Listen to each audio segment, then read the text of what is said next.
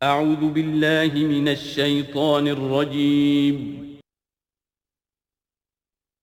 بسم اللہ الرحمن الرحیم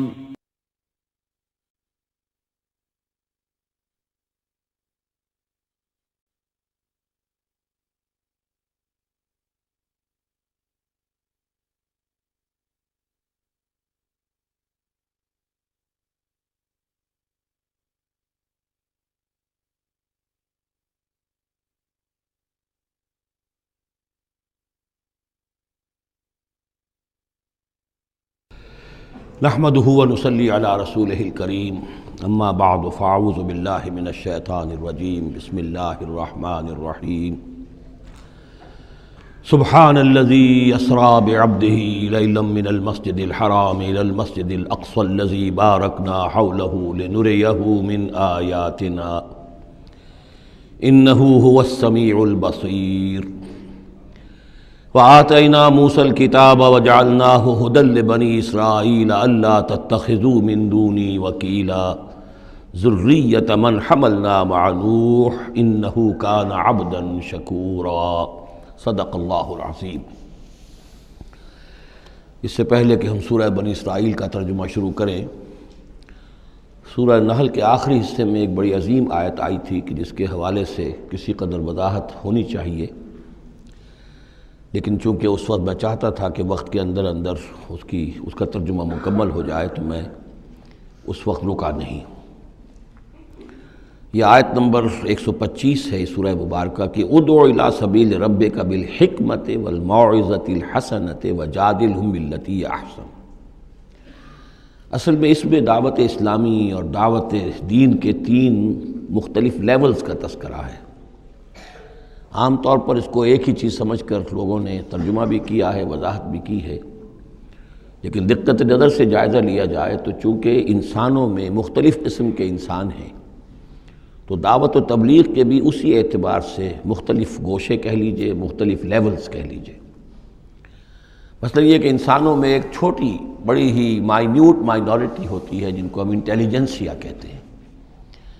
یہ وہ لوگ ہیں کہ جو عقل سے کام لیتے ہیں، کسی بات کو قبول کرتے ہیں تو پہلے عقل سے سمجھتے ہیں تب قبول کرتے ہیں، جذبات سے نہیں۔ اور یہ کہ کسی شے کو رد کرتے ہیں تو دلیل سے کرتے ہیں، اگر قبول کرتے ہیں تو دلیل سے، رد کرتے ہیں تو دلیل سے۔ یہ انٹلیکچول مائنورٹی آپ اسے کہیں یا انٹیلیجنسیا کہیں، یا یہ کہ اس کے لیے برین ٹرسٹ بھی ایک لفظ ہے کہ ہر معاشرے کے اندر اس طرح کے لوگ ہوتے ہیں، اور یہ ہوتے بہت کم ہیں تعداد میں، لیکن ڈیسائسو ہوتے ہیں۔ اس معاشرے کا جو بحیثیت مجموعی رخ ہے وہ یہ معین کرتے ہیں۔ عوام کی حیثیت جو ہے وہ ایسے ہے جیسے ایک انسان کے جسم میں ہاتھ پاؤں ہیں، اعضاء و جوارے ہیں، لیکن جو حیثیت ایک انسان کے جسم میں دماغ کی ہے وہ اس برین ٹرسٹ کی ہوتی ہے، انٹیلیجنسیا کی۔ یہ طبقہ جو ہے اس کو دعوت جو دی جائے تو ظاہر بات ہے کہ وہ وعظ سے نہیں، جذباتی نہیں، بالحکمہ، پختہ باتیں، عقلی دلائل، محکم باتیں، وہ حکمت جس کے بارے میں فرمایا گیا وَمَن یُؤْتَ الْحِکْمَةَ فَقَدْ أُوتِیَ خَیْرًا کَثِیرًا، سورہ بقرہ میں ہم پڑھا ہے۔ اور وہ حکمت کے جو 3 جگہ پر حضور صلی اللہ علیہ وسلم کی جو تعلیم و تربیت ہے اس کے مراحل میں سب سے اونچا مرحلہ بیان ہوا ہے، یتلو علیہم آیاتہ ویزکیہم ویعلمہم الکتاب والحکمہ۔ یہ حکمت جو ہے گہری باتیں، دانائی کی باتیں، عقل کی باتیں، مسلمہ اصول، ان کے حوالے سے یہ سمجھنا کہ کس شے کی اہمیت زیادہ ہے، کس شے کی اہمیت کم ہے، کیا چیز پرائمری امپورٹنس کی ہے، کیا سیکنڈری ہے، ان چیزوں کو جاننے والے لوگ جو ہیں، جو اصول پہچان لیتے ہیں، پھر اصولوں کو منطبق کرنا جانتے ہیں، تو ان کے لیے دعوت جو ہے وہ بھی بہرحال اسی سطح کی ہونی چاہیے کہ وہ دعوت جو ہے دلائل پر، براہین پر۔ جب قرآن کہتا ہے اپنے مخالفین سے ہاتوا برہانکم ان کنتم صادقین، لاؤ دلیل لاؤ، تو ظاہر بات ہے کہ پھر ان کے مخاطبین جو ہیں ان کو بھی حق پہنچتا ہے کہ وہ دلیل طلب کریں۔ اب اس کے لیے ظاہر بات ہے کہ وہی شخص یہ کام کر سکتا ہے جو خود اپنی ذہنی سطح کے اعتبار سے کافی بلند ہو چکا ہو، جس کا اپنا شعور بہت پختہ ہو چکا ہو۔ جب تک کہ وہ خود حکیم نہ ہو تو حکمت کے ساتھ دعوت کیسے دے گا؟ لیکن ایک ہے عام سطح لوگوں کی، عام لوگ جو ہیں جن کے دماغوں میں اس طرح کے کوئی فطور نہیں ہوتے، کوئی وہ عقل کی چھلنی لگی ہوئی نہیں ہوتی، ان کے جذبات جو ہیں اچھے، اگر جذبات اچھی بات کہی جائے تو جذباتی طور پر بھی اپیل ہو جاتی ہے۔ یوں سمجھیے کہ دل جو ہے ان کے کھلے ہیں، کھلی کتاب کے مانند ہیں، آپ جو چاہیں لکھ دیجئے، جیسے کھلی صاف سلیٹ ہے، اس پر آپ نے جو چاہا لکھ دیا۔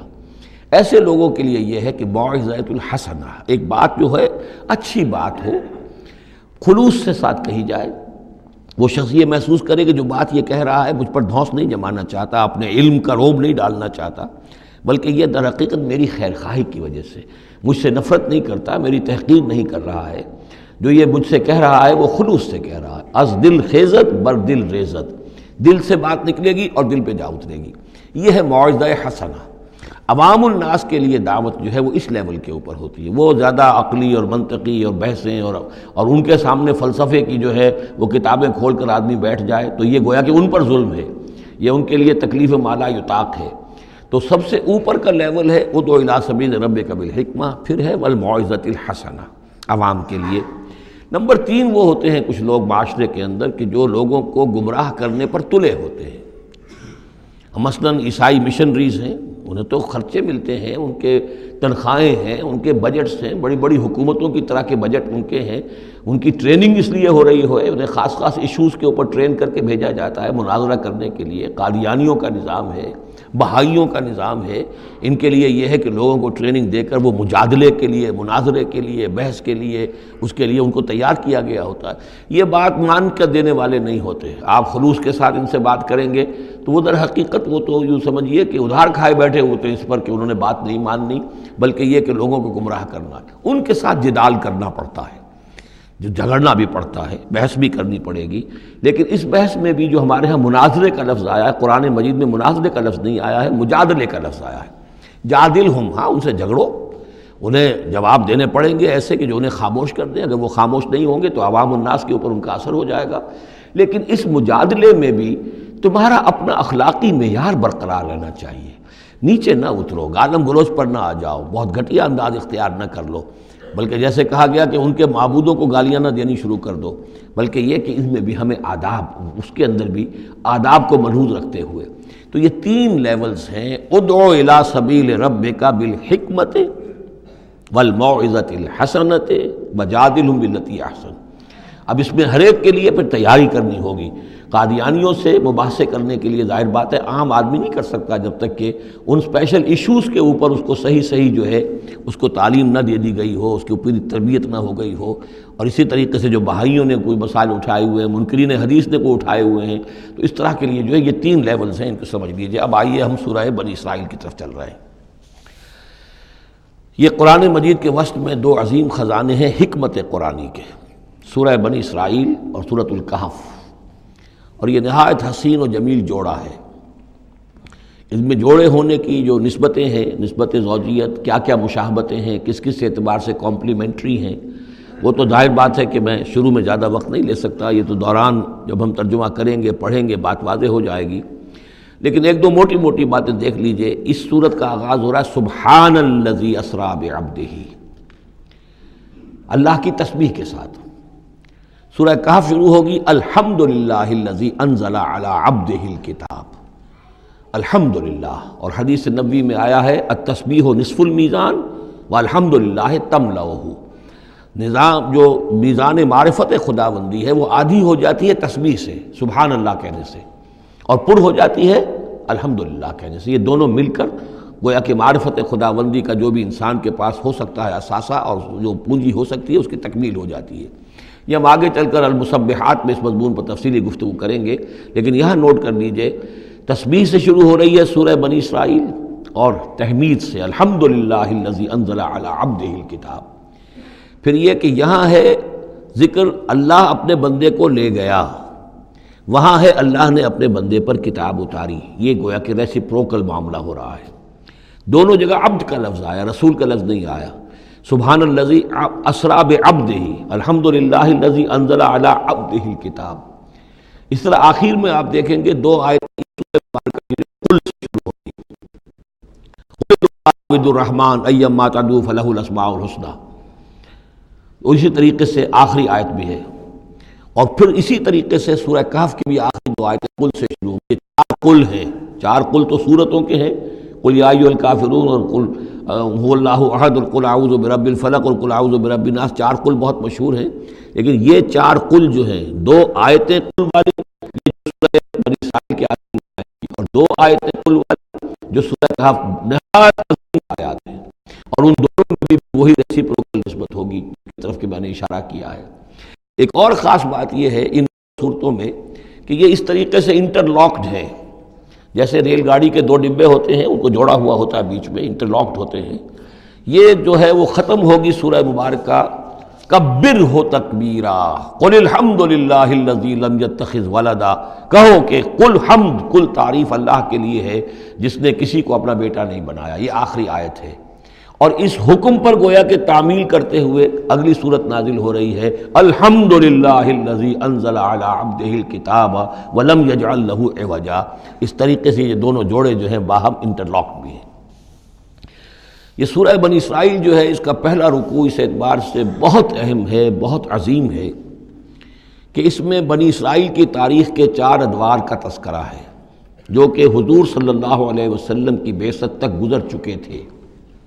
2000 برس کی تاریخ ان کی ہے، جس کو کہ 4 ادوار میں یہاں 4 آیتوں میں سمو کر بیان کر دیا گیا۔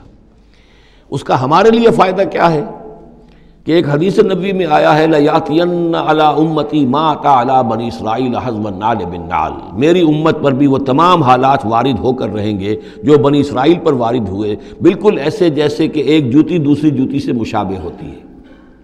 جوتیوں کا جوڑا زمین پر رکھا ہو تو آپ کو مختلف نظر آئیں گے، جوتیوں کے رخ جو ہیں وہ مختلف ہوں گے پنجوں کے حساب سے، لیکن اگر ان کے تلووں کو جوڑ دیں گے تو معلوم ہوگا کہ ان میں کوئی فرق نہیں ہے۔ تو اسی طریقے سے 4 ادوار امت مسلمہ، امت محمد صلی اللہ علیہ وسلم کی تاریخ کے گزر چکے ہیں۔ تو گویا کہ اپنے آپ کو سمجھنے کے لیے بھی یہ آئینہ جو ہے ان آیات میں جو تاریخ بنی اسرائیل کا آ رہا ہے وہ بہت مفید ہے۔ چنانچہ اس پر میں نے ایک مضمون لکھا تھا، وہ پھر پہلے تو اب چھپتا ہے چھوٹی شکل میں، وہ کتابچہ ہے تنظیم اسلامی کا تاریخی پس منظر، اور اس کے بعد ایک بڑی کتاب بھی اب آ چکی ہے، سابقہ اور موجودہ مسلمان امتوں کا ماضی، حال اور مستقبل، اردو میں وہ کتاب بھی موجود ہے جو اس موضوع پر ہے۔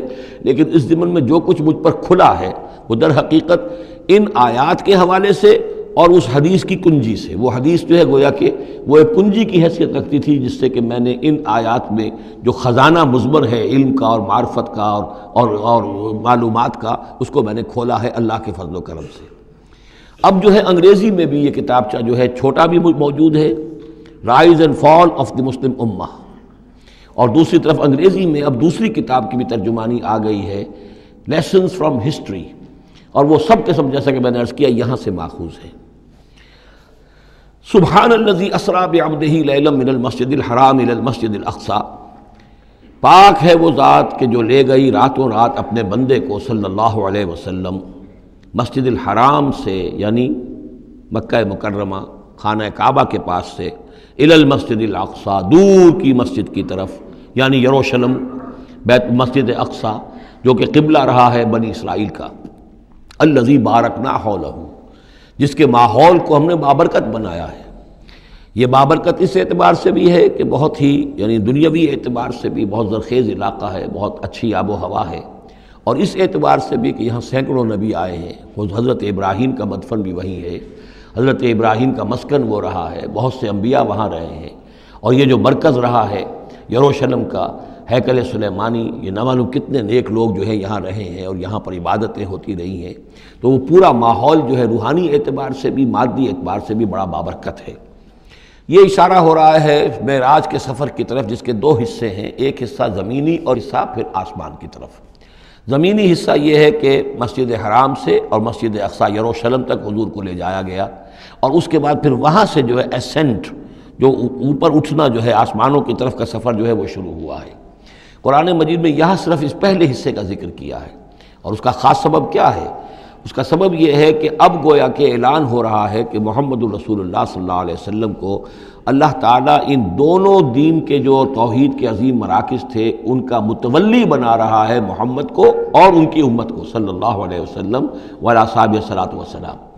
اس حوالے سے آپ کو وہاں لے جایا گیا، وہاں تمام انبیاء کرام ان کی ارواح وہاں جمع ہوئیں، جو بھی ان کو اللہ تعالیٰ نے اس کو جسد دیے ہوں گے، مثالی جسد دیے جن حقیقتوں کو ہم نہیں جان سکتے، یہ تمام جو ہے پھر متشابہات میں آ جائے گا۔ وہاں حضور نے ان کی امامت کی، پھر وہاں سے آسمان کی طرف آپ کا سفر کا جو ہے وہ عروج کا، معراج کا سفر شروع ہوا ہے۔ اس کا ذکر قرآن مجید میں اس دوسرے حصے کا جو ہے وہ پھر سورۃ النجم میں آئے گا مختصر طور پر، یہاں صرف اس کے زمینی حصے کا ذکر ہے۔ سبحان الذی اسریٰ بعبدہ لیلا من المسجد الحرام الی المسجد الاقصی الذی بارکنا حولہ لنریہ من آیاتنا، تاکہ ہم دکھائیں اسے، اپنے بندے کو، محمد کو صلی اللہ علیہ وسلم، اپنی آیات۔ انہ هو السمیع العلیم، یقیناً سمیع البصیر، یقیناً وہی اللہ ہے سب کچھ سننے والا، سب کچھ دیکھنے والا۔ اب اس کے بعد وہ جو مرکز تھا وہاں پر، چونکہ بنی اسرائیل کی تاریخ کا وہ مرکز رہا ہے، حضرت سلیمان علیہ السلام نے اس کو تعبیر کیا تھا، تو اب ان کی تاریخ کا حوالہ شروع ہو رہا ہے۔ وَآتَيْنَا مُوسَى الْكِتَابَ، اور ہم نے موسیٰ کو کتاب دی تھی یعنی تورات۔ وَجَعَلْنَاهُ هُدًى لِبَنِي اسرائیل، اور ہم نے اسے بنایا تھا ہدایت نامہ، رہنمائی بنی اسرائیل کے لیے۔ وہ ہدی للناس اس معنی میں نہیں تھی کہ تمام نوع انسانی کے لیے ہو، بلکہ وہ در حقیقت بنی اسرائیل کے لیے ہدایت نامہ۔ وَجَعَلْنَاهُ هُدًى لِبَنِي اسرائیل اللہ تتخذوا من دونی وکیلا، اور اس کی تعلیم کا لب لباب اور خلاصہ، توحید کا اصل جو جوہر ہے، مغز ہے، وہ کیا ہے؟ اللہ کے سوا کسی کو کارساز نہ سمجھو، مت پکڑو کسی اور کو میرے سوا کارساز، کسی پر تمہارا بھروسہ، کسی پر توکل نہ ہو میرے سوا۔ یہ توحید کا لب لباب ہے اور خلاصہ ہے۔ ذریۃ من حملنا مع نوح، اے وہ لوگوں جو اولاد ہو ان کی جن کو ہم نے اٹھایا تھا نوح کے ساتھ، سوار کیا تھا کشتی میں نوح کے ساتھ۔ حضرت نوح علیہ السلام کے 3 بیٹے، سام، حام، یافس، اور ظاہر بات ہے سام ہی کی نسل ہے یہ کہ جس میں حضرت ابراہیم کی پیدائش ہوئی، اور انہی کی نسل ہے یہ بنی اسرائیل۔ تو گویا کہ یہاں ذکر ہو رہا ہے کہ وہ جو لوگ حضرت نوح علیہ السلام کے ساتھ بچا لیے گئے تھے ان کی کشتی میں، انہی میں سے ایک کی نسل تم ہو۔ ذریۃ من حملنا مع نوح انہ کان عبدا شکورا، یقیناً وہ ہمارا بہت ہی شکر گزار بندہ تھا حضرت نوح علیہ السلام کے بارے میں۔ وقضینا الی بنی اسرائیل فی الکتاب لتفسدن فی الارض مرتین، اور ہم نے یہ پہلے ہی متنبہ کر دیا تھا بنی اسرائیل کو کتاب میں کہ 2 مرتبہ تم زمین میں بڑا فساد بچاؤ گے۔ وَلَتَعْلُنَّ عُلُوًّا كَبِيرًا، اور بہت ہی تم سرکشی کرو گے، بہت بڑی سرکشی کرو گے۔ یعنی 2 ادوار تم پر ایسے آئیں گے، شرارتیں کرو گے، سرکشی کرو گے، دین سے دور ہو جاؤ گے، لہو و لعب میں مبتلا ہو جاؤ گے، عیاشیوں کے اندر، اور اس میں تمہارا جو ہے اللہ تعالیٰ کی طرف سے پھر تمہارے اوپر عذاب کے کوڑے برسیں گے۔ اب یہاں پہ بٹوین دی لائن یہ ہے کہ اس سے پہلے ان کا ایک دور آیا کہ جس کے اندر ان کو اللہ تعالیٰ نے ان پر رحمتیں فرمائیں۔ چونکہ ہم کچھ چیزیں پڑھ چکے ہیں تاریخ بنی اسرائیل کے ضمن میں، وہ ذہن میں رکھیے۔ حضرت موسیٰ علیہ السلام لے کر نکلے بنی اسرائیل کو مصر سے، تو یہ 1400 قبل مسیح کی بات ہے۔ اس کے بعد وہ آئے ہیں، تورات انہیں ملی ہے جبکہ وہ جبل طور کے پاس پڑاؤ ڈالا ہے۔ وہاں سے پھر شمال مشرق کی طرف چلے ہیں، جب کہا گیا کہ جنگ کرو قوم نے انکار کر دیا، تو 40 برس تک کی سزا مل گئی ان کی بزدلی کی وجہ سے۔ 40 برس تک وہ اسی صحرا میں بھٹکتے پھرے۔ اسی دوران حضرت موسیٰ کا انتقال ہو گیا اور حضرت ہارون کا بھی انتقال ہو گیا۔ لیکن پھر صحرا میں جو نسل پیدا ہوئی وہ پلی بڑھی، وہ ہمت والی تھی، مشقت دیکھی ہوئی تھی اس نے پھر جنگ کی اور جہاد کیا۔ حضرت یوشع ابن نون جو خلیفہ اول تھے حضرت موسیٰ علیہ السلام کے، ان کی سرکردگی میں تو فلسطین فتح کر لیا۔ پہلا شہر جو فتح ہوا وہ اریحا یا جریکو ہے، تو آج بھی موجود ہے وہ شہر۔ اس کے بعد انہوں نے کچھ عرصے کے اندر پورا فلسطین فتح کر لیا۔ لیکن غلطی یہ کی کہ اس میں ایک مرکزی حکومت نہیں بنائی، بہت سے 12 حکومتیں، 12 قبیلے تھے، جیسے 12 چشمے ان کو دیے گئے تھے، 12 حکومتیں بنا لی۔ پھر آپس میں لڑنے بھی لگے، طوائف الملوکی ہوئی۔ تو آس پاس کے جو مشرک اور کافر قومیں تھیں سیریا وغیرہ میں اور آس پاس اردن کے رہنے والی، انہوں نے پھر جو ہے ان کے اندر ریشہ دوانی شروع کی، اور ایک دور یہ آیا کہ اس میں ان کو بہت سے لوگوں کو اپنے گھروں سے نکال دیا گیا، اور وہ لوگ بڑی ہی زوال سے دوچار ہو گئے۔ تب انہیں ہوش آیا، انہوں نے سیموئیل نبی جو ان کے تھے ان سے کہا کہ ہمارے لیے سپہ سالار مقرر کیجئے، ایک سپہ سالار ہو تاکہ اس کے پیچھے ہم سب کے سب 12 کے 12 قبیلے جمع ہو کر جنگ کریں، تو پھر یہ کہ اپنے دشمنوں پر فتح حاصل ہو۔ یہ وقفہ تقریباً 300 برس کا ہے، جس کے بعد وہ جنگ ہوئی ہے طالوت اور جالوت کی، اور حضرت طالوت نے جالوت کو قتل کیا۔ پھر حضرت داؤد منظر پر آ گئے، پھر طالوت، حضرت داؤد اور حضرت سلیمان، یہ 3 ان کی حکومتیں ہیں تقریباً 100 برس پر پھیلی ہوئی۔ 16 برس طالوت کے، 40 برس حضرت داؤد کے، 40 برس حضرت سلیمان کے۔ یہ گویا کہ ان کی خلافت راشدہ ہے۔ جیسے ہمارے یہاں حضرت ابوبکر کا دور مختصر ہے، پھر حضرت عمر، پھر حضرت عثمان رضی اللہ تعالی عنہم، یہ مل کر جو ہمارے ہاں بنتے ہیں 24 برس 3 خلافتوں کے، ان کے ہاں یہ 100 برس کا عرصہ ہے۔ لیکن حضرت عثمان کے بعد آپ کو معلوم ہے کہ تقسیم ہو گئی تھی مملکت، اس لیے کہ حضرت علی رضی اللہ تعالی عنہ کی خلافت کو حضرت امیر معاویہ نے تسلیم نہیں کیا، تو شام اور مصر کے علاقے علیحدہ رہے۔ بالکل اسی طرح ہوا وہاں پر بھی کہ حضرت سلیمان کے بعد ان کے 2 بیٹوں میں جو مملکت تقسیم ہو گئی۔ ایک شمالی مملکت تھی جس کا نام اسرائیل تھا، اور سامریہ اس کا دارالخلافہ تھا۔ ایک جنوبی تھی یہودا، اور وہ اس کا جو ہے یروشلم اس کا دارالخلافہ۔ تو اس طریقے سے 2 ملک یہ بن گئے۔ یہ زمانہ ان کا ابھی عروج کا بہرحال ہے، کچھ کئی 100 برس ان کے عروج کے گزرے، پھر ان میں خرابیاں آئیں، پھر ان کے اندر شرک، مشرکانہ اوہام آ گئے، دنیا پرستی آ گئی، شریعت کا مذاق بنانا ہو گیا معاملہ، تو پھر ان پر زوال آیا۔ پہلا زوال جو آیا، پہلے اسیرینز نے شمالی مملکت جو تھی اسرائیل کی، اس کو ختم کر دیا۔ یہ کوئی ختم کیا انہوں نے اس سے کافی پہلے 700-800 برس قبل حضرت مسیح کے۔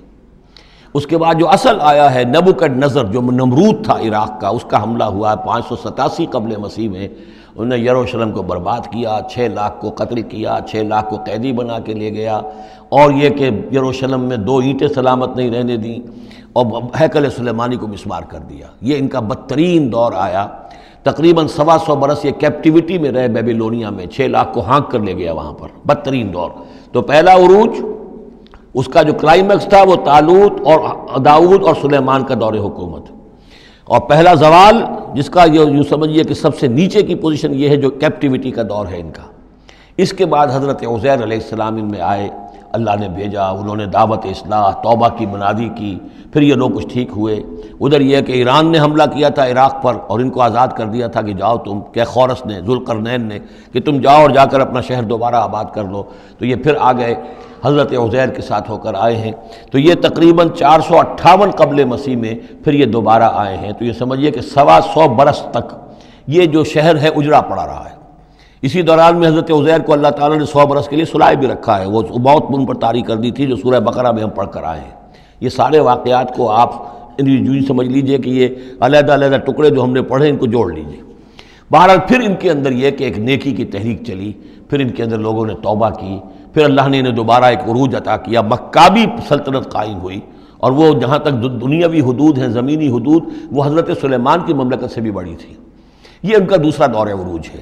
لیکن پھر ان کے اندر زوال آیا، پھر خرابی آئی، پھر وہی دنیا پرستی، وہی عیاشیاں، وہی بدماشیاں، وہی مشرکانہ اوہام۔ اس کے نتیجے میں پھر ان پر جو کوڑے پڑے ہیں وہ پہلے تو پڑے ہیں یونانیوں کے ہاتھوں، سکندر مقدونی نے پہلے فتح کیا ان کو، پھر سلیوکس جو اس کا اس سے سالار تھا وہ ان پر حکمران رہا ہے۔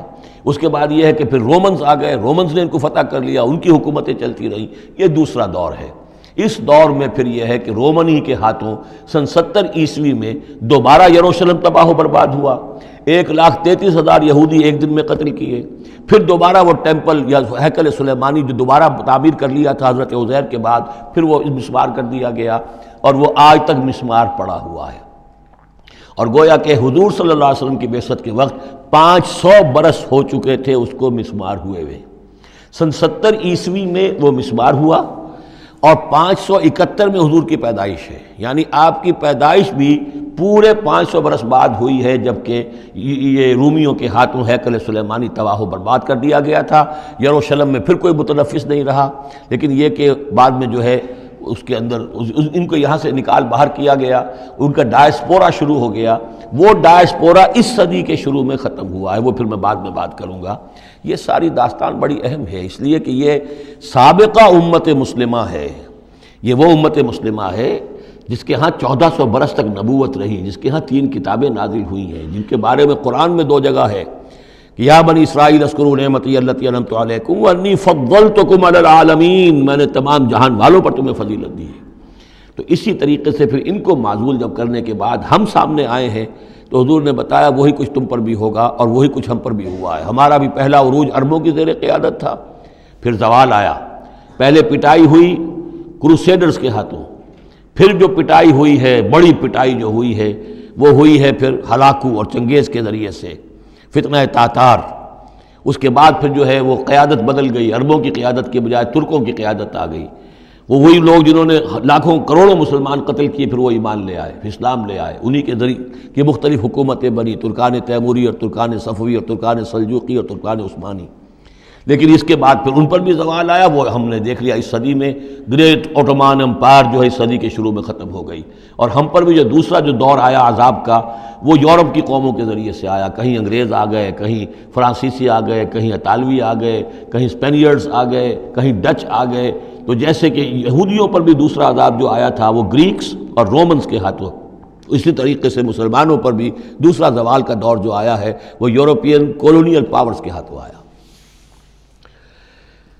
ہم نے یہ طے کر دیا تھا، پہلے ہی سنا دیا تھا بنی اسرائیل کو کہ تم اپنی تاریخ میں 2 مرتبہ بہت فساد مچاؤ گے اور بہت سرکشی کرو گے۔ فَإِذَا جَاءَ وَعْدُ أُولَاهُمَا، جب ان دونوں میں سے پہلے وعدے کا وقت آ گیا، بَعَثْنَا عَلَيْكُمْ عِبَادًا لَنَا أُولِي بَأْسٍ شَدِيدٍ، ہم نے تم پر مسلط کر دیے اپنے ایسے بندے جو بڑی سخت جنگ کرنے والے، بڑے سخت جنگجو تھے۔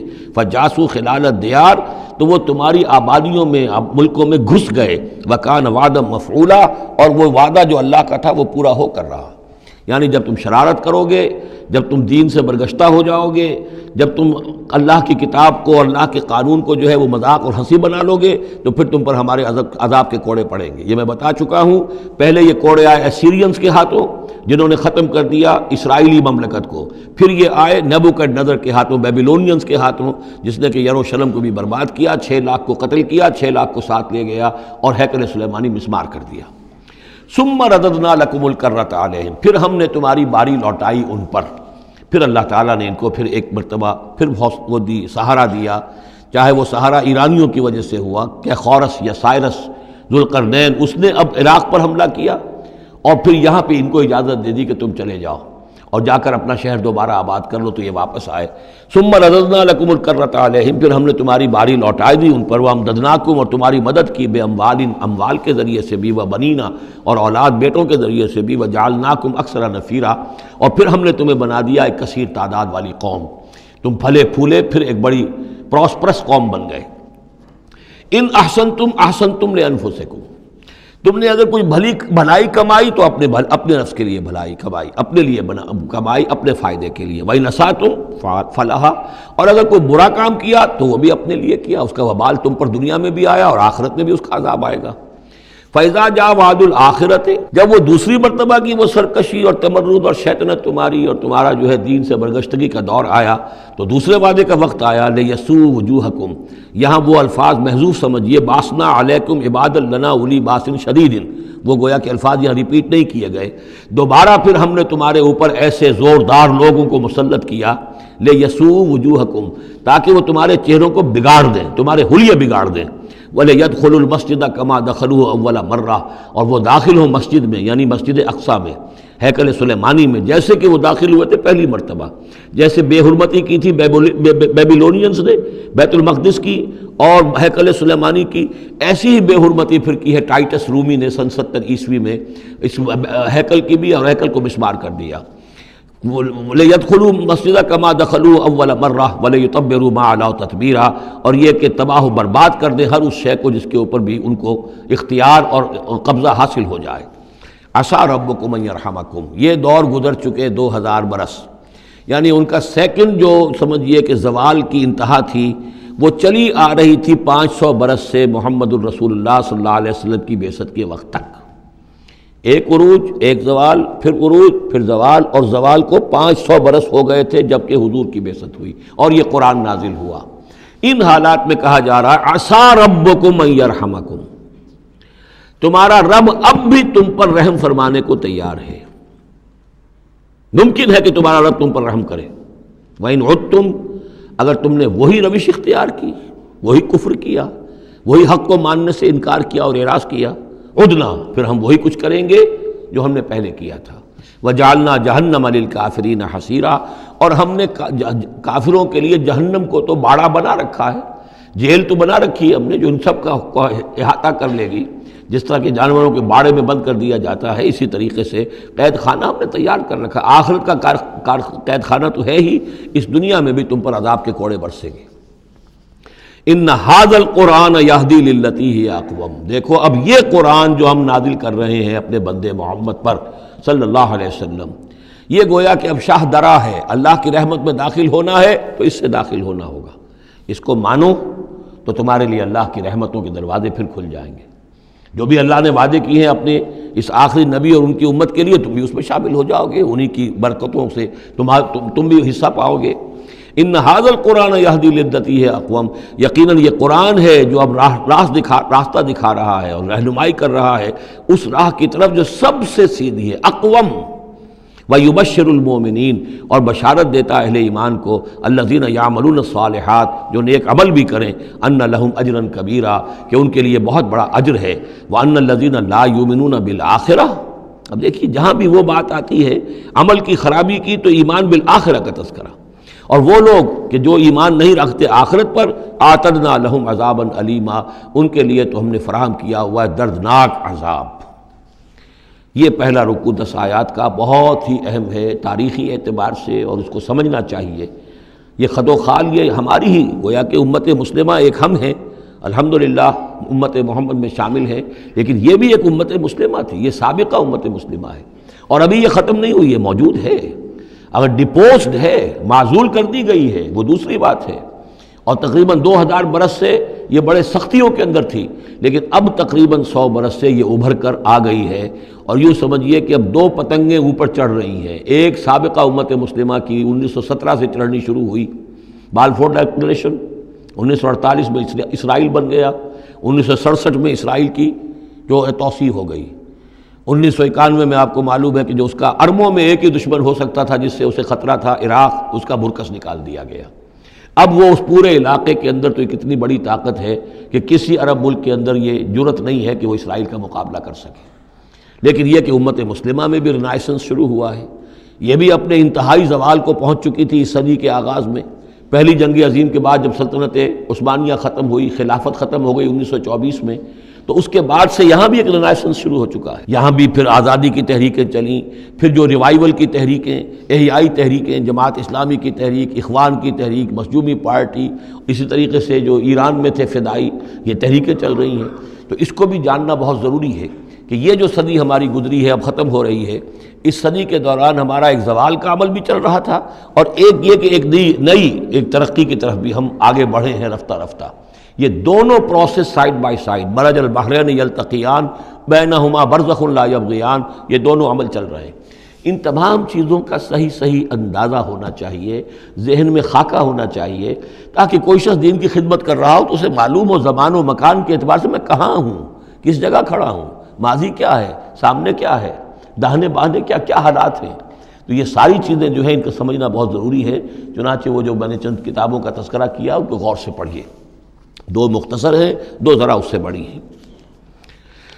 وَيَدْعُو الْإِنسَانُ بِالشَّرِّ دُعَاءَهُ بِالْخَيْرِ، اور انسان پکار بیٹھتا ہے شر جبکہ وہ پکار رہا ہوتا ہے اپنے نزدیک خیر۔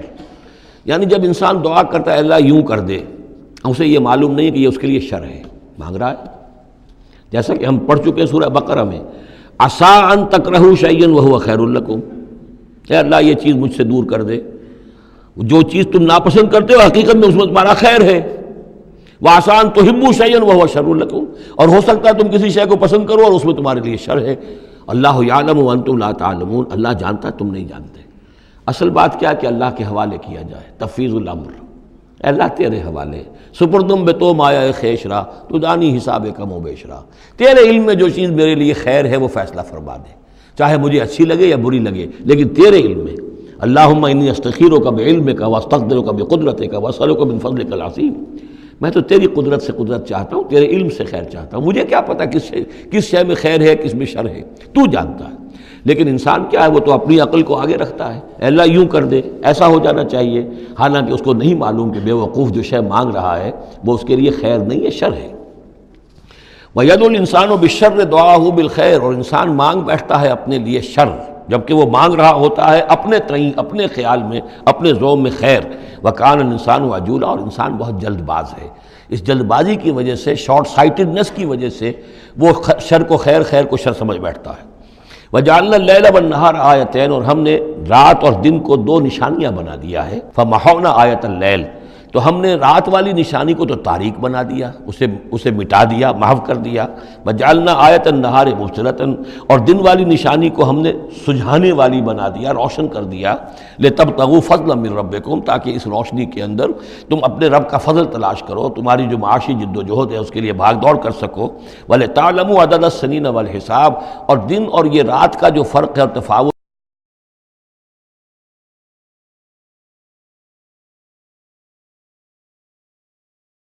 نظام الاوقات ہے. ایک دن ایک رات ایک دن ہو گیا، پھر ایک دن ایک رات، اس طرح بڑھتے بڑھتے پھر ہفتہ بنتا ہے، جو پھر اس کے بعد جو ہے وہ مہینہ اور سال. وَكُلَّ شَيْءٍ فَصَّلْنَاهُ تَفْصِيلًا، اور ہم نے ہر چیز کو پوری طرح کھول کھول کر بیان کر دیا ہے. وَكُلَّ إِنسَانٍ أَلْزَمْنَاهُ طَائِرَهُ فِي عُنُقِهِ، اور ہر انسان کے ہم نے چپکا دیا ہے اس کی قسمت یا اس کی نحوست یا اس کی خوشبختی یا اس کی جو بھی ہے بدقسمتی، یہ سب چیزیں انسان کی اپنی گردن میں ہم نے کہیں چپکا دی ہیں. اب اللہ جانے کہ یہ کوئی واقعتاً اس کی کوئی مادی حقیقت بھی ہے، شاید کوئی گلینڈ ایسا ہو جو ابھی تک ہمارے ڈسیکشن میں نہ آیا ہو، کوئی بہت ہی مائکروسکوپک ہو، اور اس میں کوئی بڑا ہی یوں سمجھیے کہ مائکروسکوپک کمپیوٹر اللہ نے لگا رکھا ہے. یہ سب ہو سکتا ہے، کچھ ممکن نہیں کہ پھر ہمیں کہیں معلوم ہو کہ یہاں پر کوئی چیز ہے، اونوقی اس کی گردن میں کوئی شے ہے کہ جو ہم نے وہاں پہ لٹکا دی ہے. وَكُلَّ إِنسَانٍ أَلْزَمْنَاهُ طَائِرَهُ، طائر کا لفظ جو آتا ہے عام طور پر تو نحوست کے لیے آتا ہے، لیکن یہ کہ اس کے ساتھ یہ جو بھی قسمت ہے، کسی کا مقسوم ہے، جو بھی اس کو ملنا ہے، یہ ساری چیزیں جو ہیں انسان کی، وہ ہر انسان کے ساتھ گویا کہ اس کی وہ کتاب الکتاب میں سے اللہ تعالیٰ نے جو اس کا کھاتا ہے، اس کا ڈیبٹ کریڈٹ وہ یہاں پر لگا دیا ہے. وَنُخْرِجُ لَهُ يَوْمَ الْقِيَامَةِ كِتَابًا يَلْقَاهُ مَنشُورًا، اور ہم نکال لیں گے اس کے لیے قیامت کے دن اسے ایک کتاب کی شکل میں جسے وہ پڑھے گا، کھلی ہوئی کتاب. یعنی یہیں پر شاید وہ کوئی لگا ہوا ہے، کوئی ریکارڈر ہے کہ جس کے اندر وہ سارے ہمارے افعال و اعمال ریکارڈ ہو رہے ہیں، چاہے وہ کتنا ہی مائکروسکوپک ہو، اور اس کے بعد اس کو نکال کر جو ہے وہ رکھا جائے. یہ ایک چپ کے اندر، آپ کو معلوم ہے چپسی کا تو سارا کھیل اس دنیا میں چل رہا ہے، اس میں آپ کی پوری زندگی کی فلم موجود ہے، آپ نے ایک ایک حرف جو زبان سے نکالا وہ موجود ہے، آپ کے ذہن میں جو جو خیالات آتے رہے وہ موجود ہیں، آپ کے دل میں جو جو نیتیں پروان چڑھتی رہی وہ موجود ہیں. وہ ایک چپ جو ہے کفایت کرے گا. وَكُلَّ إِنسَانٍ أَلْزَمْنَاهُ طَائِرَهُ فِي عُنُقِهِ وَنُخْرِجُ لَهُ يَوْمَ الْقِيَامَةِ كِتَابًا يَلْقَاهُ مَنشُورًا، اور کہہ دیا جائے گا اقرأ کتابک، خود پڑھ لو اپنی کتاب، یہ اپنا اعمال نامہ خود پڑھ لو. كَفَىٰ بِنَفْسِكَ الْيَوْمَ عَلَيْكَ حَسِيبًا، تم خود بھی آج کافی ہو کہ حساب کر لو، ڈیبٹ کریڈٹ کا حساب جوڑ لو، یہ سارا تمہارے سامنے تمہارا کچا چٹھا موجود ہے. مَنِ اهْتَدَىٰ فَإِنَّمَا يَهْتَدِي لِنَفْسِهِ، جو کوئی بھی ہدایت پر آتا ہے، ہدایت کو اختیار کرتا ہے تو وہ اپنے بھلے کے لیے، اپنے فائدے کے لیے. وَمَنْ ضَلَّ فَإِنَّمَا يَضِلُّ عَلَيْهَا، اور جو گمراہ ہوتا ہے تو ظاہر بات ہے وہ اپنے اوپر ہی اس کا وبال لے گا. گمراہ ہوتا ہے اپنے اوپر، اپنے خلاف، اپنے اوپر ہی وبال لے گا. وَلَا تَزِرُ وَازِرَةٌ وِزْرَ أُخْرَىٰ، اور دیکھو نہیں ہوگی کوئی جان اٹھانے والی کسی اور کے جان کے بوجھ کو، ہر ایک کو اپنا بوجھ خود اٹھانا ہے. جو بھی آپ کے اعمال کا انبار ہے وہ آپ کے کندھوں پر ہوگا، کوئی اور نہیں اٹھا سکے گا.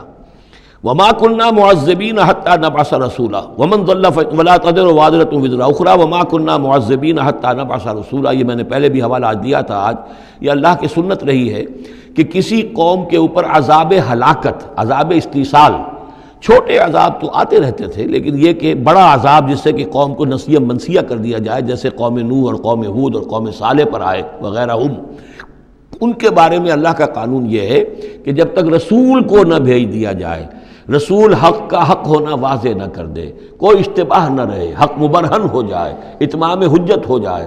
رسلا مبشرین و منذرین لئلا یکون للناس علی اللہ حجت بعد الرسل، پھر اس کے بعد عذاب آتا تھا. وما كنا معذبین حتی نبعث رسولا، ہم عذاب دینے والے نہیں رہے ہیں جب تک کہ رسول نہ بھیج دیں. وَإِذَا أَرَدْنَا أَن نُهْلِكَ قَرْيَةً أَمَرْنَا مُتْرَفِيهَا، اور جب ہم فیصلہ کر لیتے تھے کہ کسی بستی کو یا کسی علاقے کے رہنے والوں کو ہلاک کرنا ہے تو پھر ہم کھلی چھوٹ دے دیتے تھے اس کے جو مرفہ الحال لوگ ہوتے تھے، دولت والے، پیسے والے، ان کی رسی دراز کرتے تھے. فَفَسَقُوا فِيهَا، وہ خوب ادھم مچاتے تھے، فسق و فجور، لہو و لعب، عیاشیاں، بدماشیاں، اس کا بازار گرم کر دیتے تھے. فحق علیہ القول، یہاں تک کہ وہ گویا کہ بھٹی پوری طرح دہک جاتی تھی اور وہ بستی یا وہ علاقہ جو عذاب الہی کا پورے طور پر مستحق ہو جاتا تھا. وحق علیہ القول فدمرناها تدمیرا، تو پھر ہم اسے، اس بستی کو اکھاڑ کر پٹخ دیتے تھے، اللہ کی طرف سے عذاب آ جاتا تھا.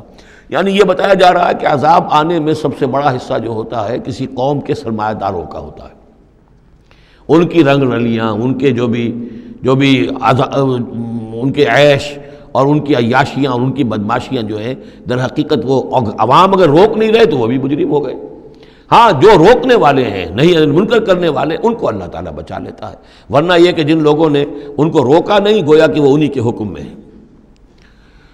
وَكَمْ أَهْلَكْنَا مِنَ الْقُرُونِ مِنْ بَعْدِ نوح، اور کتنی ہی نسلوں اور قوموں کو ہم نے ہلاک کیا ہے نوح کی قوم کے بعد۔ وَكَفَىٰ بِرَبِّكَ بِذُنُوبِ عِبَادِهِ خَبِيرًا بَصِيرًا، اور آپ کا رب کافی ہے لوگوں کے گناہوں سے واقف ہونے کے اعتبار سے، وہ جانتا ہے۔ کفا بربک بذنوب عبادہ خبیرا بصیرا، خبیر اور بصیر ہونے کے اعتبار سے خوب جانتا ہے کس نے کیا کمایا ہے، کس نے کون کون سے گناہ جو ہیں اپنے نامہ اعمال میں درج کرائے ہیں۔ یہ جو اب آیتیں آ رہی ہیں یہ اس موضوع پر، اگرچہ یہ موضوع جو ہے قرآن مجید میں بار بار آتا ہے، لیکن یہ مقام اس موضوع کے لیے ذروۂ سنام ہے قرآن کا، چوٹی یہ ہے اس موضوع پر۔ وہ موضوع کیا ہے؟ من کان یرید العاجلۃ عجلنا لہ فیہا ما نشاء لمن نرید، جو کوئی عاجلہ کا طلبگار بنتا ہے، اس دنیا ہی کا طالب ہے، یہیں کا عیش، یہیں کا آرام، یہیں کی دولت، یہیں کا نام، یہیں کی شہرت، یہیں کا اقتدار، بس یہیں کا چاہیے، یہی چاہیے۔ من کان یرید العاجلۃ، جو ارادہ کر رہا ہے اسی کا، عجلنا لہ فیہا، تو ہم جلد دے دیتے ہیں اسے اس میں سے، کچھ دولت دے دیں گے، کچھ اور شہرت دے دیں گے، کچھ دنوں کے لیے وزیر اعظم بنا دیں گے، کچھ اور کر دیں گے، ان کی محنت جو ہے اس کو کسی نہ کسی درجے میں کامیاب کر دیں گے، لیکن دو شرطوں کے ساتھ۔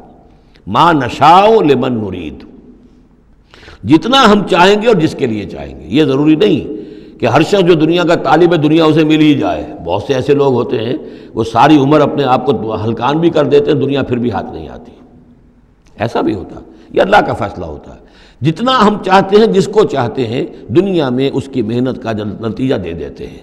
من کان یرید العاجلۃ عجلنا لہ فیہا ما نشاء لمن نرید ثم جعلنا لہ جہنم، پھر چونکہ وہ طالب دنیا کا تھا اس میں سے ہم نے انہیں دے دیا جتنا چاہا، پھر اس کے لیے ہم جہنم مقرر کر دیتے ہیں، یصلاھا مذموما مدحورا، اس میں وہ داخل ہوگا مذمت زدہ ہو کر اور دھکے دیے جا کر۔ اب دوسری طرف ومن اراد الآخرۃ، اب یہ ہے اصل شے جس کو لٹمس ٹیسٹ میں کہتا ہوں۔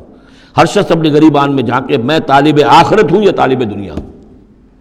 دنیا کی بجائے یہ لفظ عاجلہ آیا ہے، دنیا بھی مؤنث ہے، ادنا قریب کی شے کو کہتے ہیں ادنا، اور اس کا مؤنث دنیا۔ عاجل جلدی والی شے، دنیا جو ہے یہ زندگی نقد ہے اور یہ فوری طور پر ہے، یہاں کی جو راحت ہے وہ بھی نقد ہے، یہاں کی تکلیف ہے وہ بھی نقد ہے، فوری طور پر محسوس ہو جاتی ہے۔ آخرت کی راحت بھی ابھی وہ بعد میں آنے والی شے ہے، اور وہاں کا عذاب بھی بعد میں آنے والا، اس لیے وہ آخرہ ہے۔ تو آخرہ کے مقابلے میں یا دنیا کا لفظ آئے گا یا عاجلہ کا لفظ آئے گا۔ من کان یرید العاجلۃ عجلنا لہ فیہا ما نشاء لمن نرید ثم جعلنا لہ جہنم یصلاھا مذموما مدحورا ومن اراد الآخرۃ وسعی لہا سعیہا وہو مومن، جو آخرت کا طالب ہو اور صرف کہنے میں نہ ہو، بات کرنے میں زبانی کلامی نہ ہو، بلکہ یہ کہ واقعتاً اس کے لیے ویسی محنت کرے جیسی کہ آخرت کے لیے کرنی چاہیے، یہ شرط عین ہے۔ وسعی لہا سعیہا، اس دنیا کے لیے کتنی بھاگ دوڑ کرتے ہو، اس کے ساتھ ذرا مقابلہ کرو، آخرت اس کے مقابلے میں کتنی قیمتی ہے، کتنی بھاگ دوڑ اس کے لیے ہونی چاہیے۔ وسعی لہا سعیہا وہو مومن، ایمان بھی رکھتا ہو اور اس کے لیے ویسی محنت کرے جیسی کہ اس کے لیے کی جانی چاہیے۔ فاولئک کان سعیہم مشکورا، یہ وہ لوگ ہوں گے کہ جن کی سعی جو ہے اللہ تعالیٰ کے ہاں اس کی قدر کی جائے گی، قدر افزائی کی جائے گی۔ اللہم ربنا اجعلنا منہم، کافی کٹھن مقام ہے، آسان نہیں ہے، بڑی شرطیں ہیں جو اللہ نے لگائی ہیں۔ ومن اراد الآخرۃ وسعی لہا سعیہا وہو مومن فاولئک کان سعیہم مشکورا اللہم ربنا اجعلنا منہم کلا نمد ہؤلاء وہؤلاء من عطاء ربک۔ باقی یہ کہ اس دنیا کی زندگی میں تو ہم مدد پہنچا رہے ہیں ان کو بھی اور ان کو بھی، اہل ایمان کو بھی، طالب آخرت کو بھی، طالب دنیا کو بھی دے رہے ہیں۔ جب ہم نے امتحان کے لیے یہاں رکھنا ہے تو راشن تو دینا ہی ہے، کھانے پینے کے لیے تو مجرموں کو بھی اور مومنوں کو بھی اور مسلموں کو بھی کچھ نہ کچھ دینا ہے، سبسسٹنس تو ہمارے ذمے ہے۔ یہ تیرے رب کی عطا میں سے ہے، وما کان عطاء ربک محظورا، اور آپ کے رب کی عطا جو ہے وہ روکی نہیں جا سکتی۔ یعنی مسلمان یہ چاہیں کہ کافروں کو کچھ نہ دیا جائے، یہ نہیں، یہاں کا معاملہ ہم نے کھلا چھوڑا ہوا ہے، اس میں یہ کہ آپ چاہیں انہیں کچھ نہ ملے، وہ یہ آپ کی بات پوری نہیں ہوگی۔ انظر کیف فضلنا بعضهم علی بعض، دیکھو کیسے ہم نے بعض کو بعض پر فضیلت دی ہے، دنیا میں مال و اسباب میں دی ہے، ذہنی صلاحیتوں میں دی ہے، اور مختلف اعتبارات سے فضیلتیں دی ہیں۔ وَلَلْآخِرَةُ أَكْبَرُ دَرَجَاتٍ وَأَكْبَرُ تَفْضِيلًا، لیکن آخرت جو ہے وہ درجے کے اعتبار سے اور فضیلت کے اعتبار سے بہت بڑی ہوگی۔ یہاں کتنا فرق پڑ جائے گا، کوئی محل میں رہ رہا ہے، کوئی کٹیا میں رہ رہا ہے۔ اچھا وہ 20 سال رہ لے گا محل میں، یہ 20 سال رہے گا کٹیا میں، کتنا فرق پڑ گیا۔ لیکن وہاں جو ہے ہمیشہ ہمیشہ کے لیے رہنا ہے، روح و ریحان و جنت نعیم، جنات و عدن میں، یا ہمیشہ کے ہمیشہ رہنا ہے جہنم کے اندر، وہ کتنا فرق ہوگا۔ یہاں کا کیا فرق ہے؟ کچھ بھی نہیں، مرنا اسے بھی ہے اسے بھی ہے، چاہے اس کے لیے بڑے سے بڑے ڈاکٹر موجود ہیں اور یہ کہیں پہ جا کے علاج کرا لے، موت اس کو بھی آئے گی، موت اس کو بھی آ جائے گی۔ زیادہ یہ اسے حسرت رہے گی کہ میں علاج نہیں کرا سکا، بس اللہ اللہ خیر صلی اللہ، لیکن کیا سب جن کو جو علاج کرا سکتے ہیں ان سب کو شفا ہو جاتی؟ کتنے ہی ہیں لاکھوں روپیہ خرچ کر کے آتے ہیں، اس کے بعد بھی وہ شفا تو نہیں ہوتی۔ لا تجعل مع اللہ الہا آخر، اللہ کے ساتھ کسی اور کو الہ نہ بناؤ۔ فتقعدا، پھر تمہیں بیٹھ رہنا پڑے گا مذموما مخذولا، مذمت زدہ ہو کر اور اللہ کی جناب سے بے توفیق بنا کر۔ اللہ تعالیٰ جو ہے خذلان الہی، مخذولا، بے یار و مددگار چھوڑ دے گا۔ پھر اس کے بعد یہ 2 رکوع جو ہیں یہ بہت اہم ہیں، جیسا کہ میں نے عرض کیا تھا، یہ حضرت عبداللہ ابن عباس رضی اللہ تعالیٰ عنہما کے نزدیک یہ تورات کی تعلیم کا نچوڑ ہے، 10 commandments, the Quranic version of 10 commandments. تورات میں جو احکام 10 آئے تھے اس کا یہ قرآنک ورژن ہے جو یہاں پر آ رہا ہے۔ اس کا خلاصہ ہم پہلے پڑھ چکے ہیں سورہ انعام کے آخری حصے میں، یہاں ذرا وہی باتیں ہیں کہ ذرا تفصیل سے آئی ہیں۔ وَقَضَىٰ رَبُّكَ أَلَّا تَعْبُدُوا إِلَّا إِيَّاهُ، تیرے رب نے فیصلہ کر دیا ہے کہ نہیں پوجو گے سوائے اس کے کسی کو۔ وَبِالْوَالِدَيْنِ إِحْسَانًا، اور اللہ کے اور والدین کے ساتھ احسان، نیک سلوک۔ یہ چوتھا مقام آ گیا، جہاں کہ اللہ، تیسرا مقام آیا ہے، چوتھا مقام سورہ لقمان میں آئے گا، اللہ کے حقوق کے فوراً بعد والدین کے حقوق۔ اما یبلغن عندک الکبر، اگر پہنچ ہی جائیں وہ دونوں بڑھاپے تک تمہارے پاس، احدہما، وہ اکیلے، کوئی ایک ان میں سے، او کلاہما، یا دونوں، یعنی والدین اس بڑھاپے کی اور ضعیفی کی عمر کو پہنچ گئے، یا والد فوت ہو گئے والدہ ضعیفی کی عمر کو پہنچ گئی، یا والدہ فوت ہو گئی والد ضعیفی کی عمر کو پہنچ گئے، یا دونوں کے دونوں ضعیفی کی عمر کو پہنچ گئے۔ اما یبلغن عندک الکبر احدہما او کلاہما فلا تقل لہما اف، تو انہیں اف تک مت کہو، جھڑکنا نہیں، ولا تنہرہما، ان کو جھڑکو مت، وقل لہما قولا کریما، ان سے بات کرو نرمی کے ساتھ، ادب کے ساتھ۔ کسی وقت ان کی بات ٹالنی بھی پڑ جاتی ہے، ابا جان یہ بات تو میں نہیں کر سکتا، میری مجبوری ہے، لیکن سختی کے ساتھ نہیں۔ ایسی بات نہ ہو کہ جس سے ان کا دل دکھے کہ آج یہ میرے سامنے سینہ تان کر بات کر رہا ہے، کل یہی تھا وہ جو چھوٹا چھوٹا سا لپٹتا تھا میری ٹانگوں میں آ کر، اور وہ یہی ہے جسے میں گود میں لیے پھرتا تھا، یہ دل دکھے نہ۔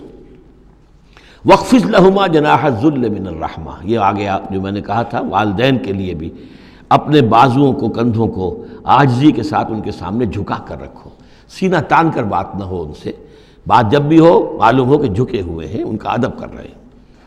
وَقُلْ رَبِّ ارْحَمْهُمَا كَمَا رَبَّيَانِي صَغِيرًا، اور دعا کیا کرو کہ اے میرے رب ان پر رحم فرما دونوں پر، جیسے کہ انہوں نے ہمیں پالا، مجھے پالا جبکہ میں چھوٹا سا تھا، میں تو سب سے زیادہ ضعیف تھا، کمزور تھا، میرے لیے غذا کا، میرے آرام کا، مجھے تکلیف ہو تو تڑپتے یہ تھے، تو اے پروردگار اب ان کے احسانات کا میں کیا بدلہ چکا سکتا ہوں، میں تجھ ہی سے درخواست کرتا ہوں کہ جو کچھ احسانات انہوں نے مجھ پر کیے ہیں تو ان کو، ان کے طفیل، تو ان کی خطائیں بخش دے اور ان پر رحم فرما۔ وَقُلْ رَبِّ ارْحَمْهُمَا كَمَا رَبَّيَانِي صَغِيرًا رَبُّكُمْ أَعْلَمُ بِمَا فِي نُفُوسِكُمْ، تمہارا رب واقف ہے خوب جو کچھ تمہارے دلوں میں ہوتا ہے۔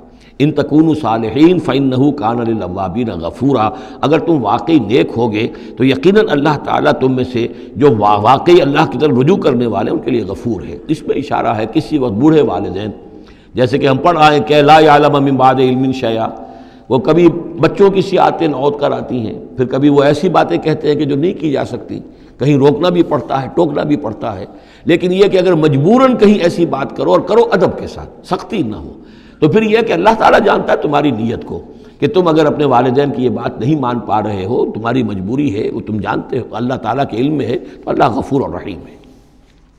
وَآتِ ذَا الْقُرْبَىٰ حَقَّهُ، اور قرابت داروں کو بھی ان کا حق ادا کرو، والمسکین، اور مسکین کو، وابن السبیل، اور مسافر کو، ولا تبذر تبذیرا، اور نام و نمود کے لیے اپنی دولت مت اڑاؤ۔ تبذیر جو ہے اسراف سے بہت بڑا جرم ہے۔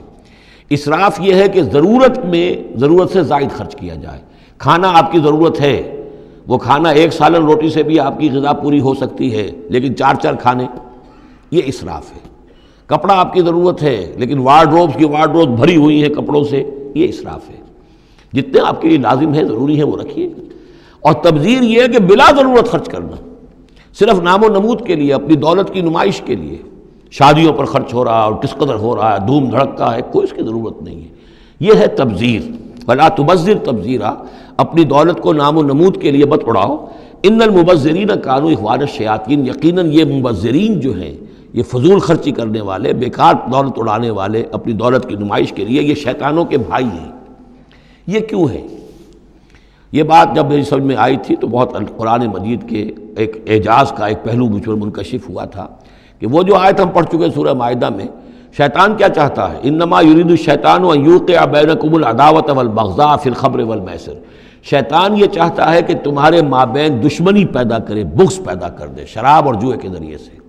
وہی بغض اور دشمنی جو ہے وہ اس سے پیدا ہوتی ہے کہ کسی سیٹھ صاحب کی بیٹی کی شادی ہے اور اس پر جو کچھ ہو رہا ہے، وہ جو پوری کوٹھی جو ہے وہ بنی ہوئی ہے، بقائے نور بنی ہوئی ہے اور دھوپ دھڑ رہا ہے۔ اچھا اسی سیٹھ صاحب کا کوئی شوفر بھی ہوگا، کوئی پہرے دار ہوگا، کوئی مالی ہوگا، کوئی اس کا خانسامہ ہوگا، اس کی بچی شاید بوڑھی ہو رہی ہو، اس کے ہاتھ پیلے نہیں ہو رہے ہیں، کیا ہوگا اس کے دل میں؟ کیا چھریاں نہیں چل رہی ہوں گی اس کے دل میں؟ کیا پھر محبت پیدا ہوگی یا نفرت پیدا ہوگی؟ پھر تو ایسا ہوگا کہ جب اس کا داؤ چلے گا یہ پیٹ پھاڑے گا اپنے اس سیٹھ کا اور لے کر جائے گا۔ یہ ہے وہ دشمنی ڈالنے والی بات، تبذیر جو ہے، جس سے کہ دشمنی پیدا ہوتی، طبقاتی شعور پیدا ہوتا ہے، ہیوز اور ہیو ناٹس کے درمیان ایک جو خلیج ہے وہ زیادہ سے زیادہ جو ہے گہری اور چوڑی ہوتی چلی جاتی ہے۔ وَكَانَ الشَّيْطَانُ لِرَبِّهِ كَفُورًا، اور یقیناً شیطان اپنے رب کا بہت ہی ناشکرا تھا۔ وَإِمَّا تُعْرِضَنَّ عَنْهُمْ ابْتِغَاءَ رَحْمَةٍ مِّن رَّبِّكَ تَرْجُوهَا، اور اگر تمہیں اعراض کرنا ہی پڑ جائے ان سے، یعنی قرابت دار ہے، کوئی اور آپ سے کوئی سائل آ گیا ہے، کوئی اور ہے جو آپ سے کوئی مدد چاہ رہا ہے، اگر آپ کو اعراض کرنا ہی پڑ جائے، کیوں؟ ابتغاء رحمت من ربک ترجوہا، کہ خود تم اپنے رب کی رحمت کے ابھی امیدوار ہو، یعنی اس وقت تمہارے پاس کچھ نہیں ہے، تم بھی امید میں ہو کہ اللہ تعالیٰ تمہیں بھی نواز دے، تمہارے پاس کچھ نہیں ہے، تو اگر اپنے قرابت داروں سے یا ان سے اعراض کرنا پڑ رہا ہے فَقُلْ لَهُمْ قَوْلًا مَيْسُورًا، تو بات ان سے وہ کرو کہ جو بڑی نرم ہو، شرافت کے ساتھ، انہیں جھڑکو نہیں۔ وَلَا تَجْعَلْ يَدَكَ مَغْلُولَةً إِلَىٰ عُنُقِكَ، اور نہ تو اپنے ہاتھ کو باندھ لو اپنی گردن کے ساتھ، یہ اصل میں کنایا ہے، استعارہ ہے بخل سے، کہ ہاتھ بندھا ہوا ہے، اس ہاتھ سے کچھ نکل ہی نہیں سکتا، کسی کو کچھ خیر جو ہے وہ مل ہی نہیں سکتا۔ وَلَا تَبْسُطْهَا كُلَّ الْبَسْطِ، اور نہ ہی ہاتھ کو کھول دو پورا کا پورا، یعنی یہ کہ بسا اوقات انسان کے اندر نیکی کا جذبہ اتنا جوش کھاتا ہے کہ سب کچھ اللہ کی راہ میں دے کر خود فقیر ہو جائے، یہ بھی نہیں، بلکہ یہ کہ ایک اعتدال کی راہ ہونی چاہیے۔ فَتَقْعُدَ مَلُومًا مَحْسُورًا، ایک وقت میں جذبات کے رو میں آ کر تو یہ سب کچھ کر بیٹھے اور بعد میں تم جو ہے بیٹھے رہو گے الزام کھائے ہوئے اور ہارے ہوئے، اور پھر ہو سکتا ہے کہ الٹا یہ خیال ہو کہ کیا حماقت میں کر بیٹھا، مجھے جو ہے ذرا اس میں اعتدال کی روش اختیار کرنی چاہیے تھی۔ اس میں بسا اوقات ایسا ہوتا ہے کہ انسان یہ سمجھتا ہے کہ یہ غریب آدمی میرا رشتہ دار جو ہے، میں اس کی کسی نہ کسی طریقے سے اب اس کے حالات بگڑے ہوئے ٹھیک کر ہی دوں، لہذا وہ اپنی امکانی حد تک مدد کر رہا ہے لیکن حالات ٹھیک نہیں ہو رہے اس کے، تو فرمایا ان ربک یبسط الرزق لمن یشاء ویقدر، یہ جو ہے کسی شخص کے اوپر رزق کا کشادہ ہو جانا اور کسی کے اوپر رزق کی تنگی ہو جانا، یہ تمہارے اختیار میں نہیں ہے، یہ تیرے رب کے اختیار میں ہے، اللہ کے اختیار میں ہے، لہذا اپنا سا فرض ادا کرو جو تم کر سکتے ہو، معقول طریقے سے، معتدل طریقے سے، متوازن طریقے سے وہ کرو، تم یہ نہ سمجھو کہ تم کسی کے حالات کو بدلنے پر قادر ہو۔ ان ربک یبسط الرزق لمن یشاء ویقدر، یہ تو تیرا رب ہی ہے کہ جو کھول دیتا ہے رزق جس کے لیے چاہتا ہے، کشادہ کر دیتا ہے اور تنگ کر دیتا ہے جس کے لیے چاہتا ہے۔ انہ کان بعبادہ خبیرا بصیرا، یقیناً وہ اپنے بندوں کے حق میں اپنے بندوں سے پوری طرح باخبر ہے اور ان کے حالات کو دیکھ رہا ہے۔ ولا تقتلوا اولادکم خشیۃ املاق، اور اپنی اولاد کو قتل مت کرو مفلسی کے اندیشے سے۔ اب یہ جو ہمارے ہاں برتھ کنٹرول کی پوری تحریک ہے پوری دنیا میں، اور مالتھوس صاحب کے زمانے سے جو تحریک چلی تھی، اور یہ کنٹرول جو ہے آبادی کا، پاپولیشن کنٹرول، تو اگرچہ ہم یہ تو نہیں کہہ سکتے کہ اس کی ساری شکلیں حرام مطلق ہیں، بعض شکلیں اس کی جائز ہیں، اور اس کے لیے ہم صرف یہ کہہ سکیں گے کہ وہ مکروہات میں شامل ہے، لیکن یہ کہ ایک تحریک کی حیثیت سے در حقیقت یہ نفی ہے ایمان کی۔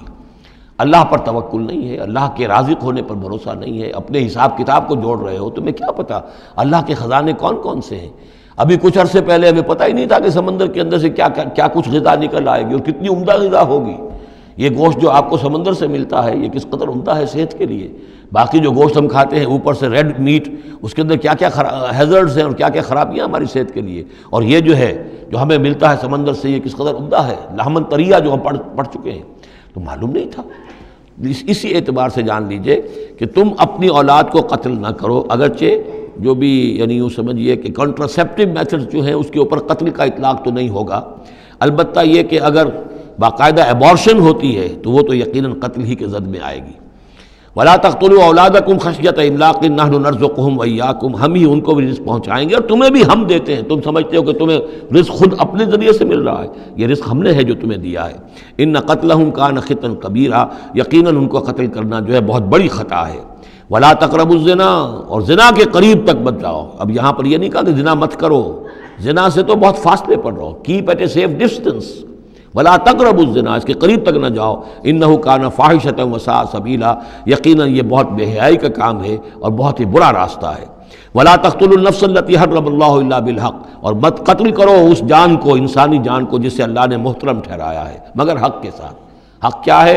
قاتل کو قتل کیا جائے گا، اس کی جان لے لی جائے گی، اس کے قتل کے بدلے خون کے بدلے خون، یا مرتد ہے اس اسلامی ریاست میں اسے قتل کر دیا جائے گا، یا یہ کہ زانی یا زانیہ ہے شادی شدہ اس کو رجم کیا جائے گا، یا یہ ہے کہ اور بھی کوئی قتل کی جو ہے جس کے اوپر یہ کہ عائد ہو جائے، کافر ہے حربی ہے، ہر کافر نہیں، جس کے ساتھ اعلان جنگ ہے اسے قتل کیا جائے گا، یہ ہے بالحق۔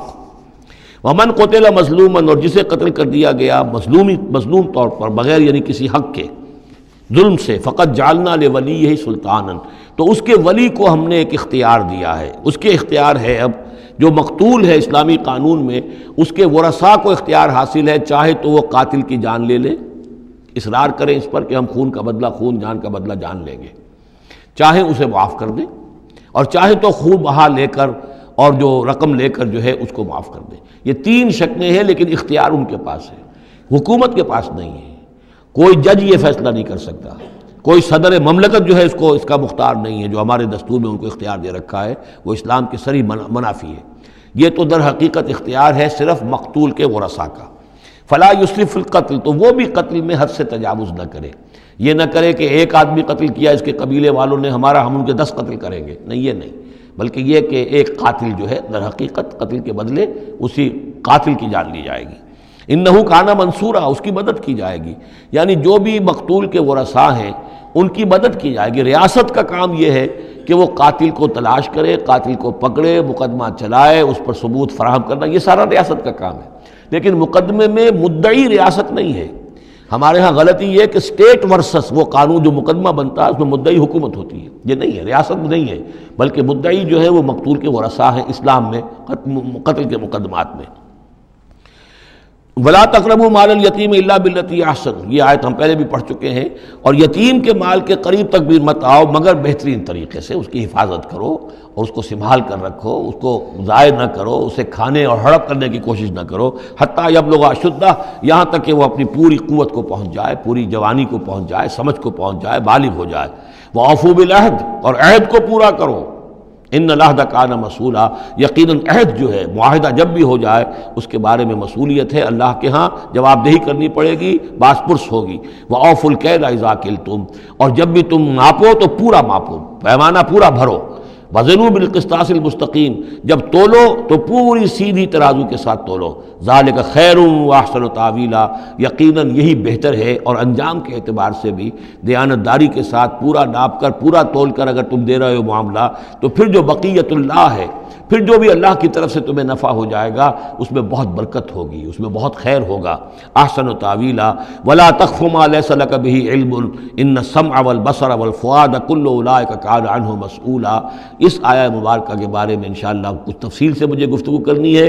بارک اللہ لی ولکم فی القرآن العظیم ونفعنی وإیاکم بالآیات والذکر الحکیم۔